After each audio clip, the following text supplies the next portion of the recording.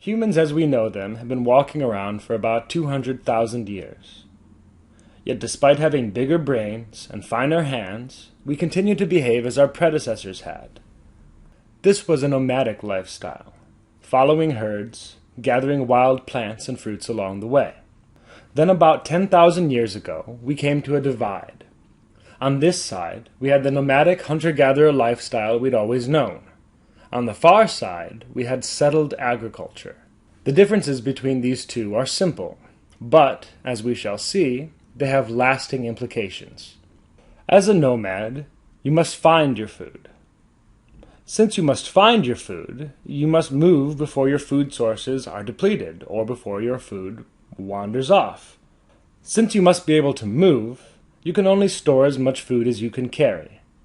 Storage is particularly difficult because as a nomad, you eat mostly meat, which has a high nutritional value, but is difficult to preserve and store. Now let's look at the other side of the divide. As a farmer, you make your own food. In fact, you can produce more food than you can eat. This is called a surplus. Since growing crops takes time, you must stay put to care for your plants. Since you're not going anywhere anyway, you have the option of storing lots of food. And storage is made easy because as a farmer, you eat very little meat, but a lot of grains, which have a low nutritional value, but are very easy to preserve and store.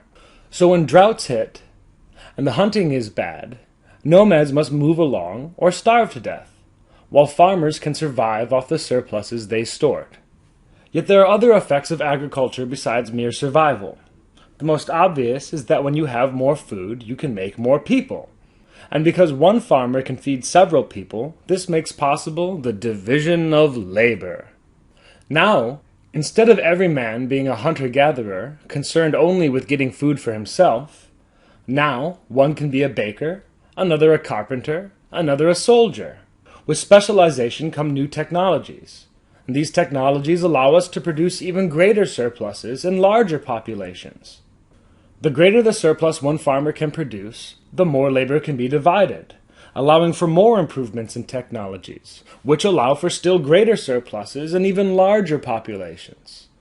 This is what is called a positive feedback loop. We can see the results clearly.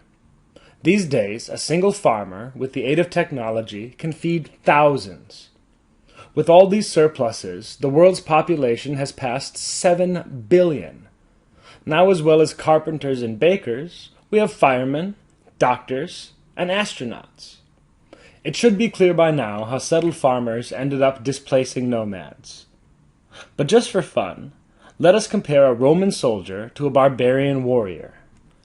The barbarian warrior grew up eating nutritious meat, allowing him to reach his full growth potential. The Roman soldier, with his diet of bread and olives, seems malnourished by comparison. He's small, he's fat, and it looks like he's about to get creamed. But because agriculturalists can support a larger population, there are more Roman soldiers than barbarian warriors. Moreover, they're all specialists.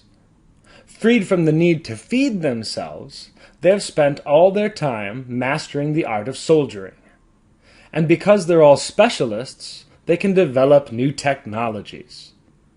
The barbarian warrior doesn't stand a chance. This sort of dominance would be impossible without the massive surpluses of food derived from the Neolithic agricultural revolution.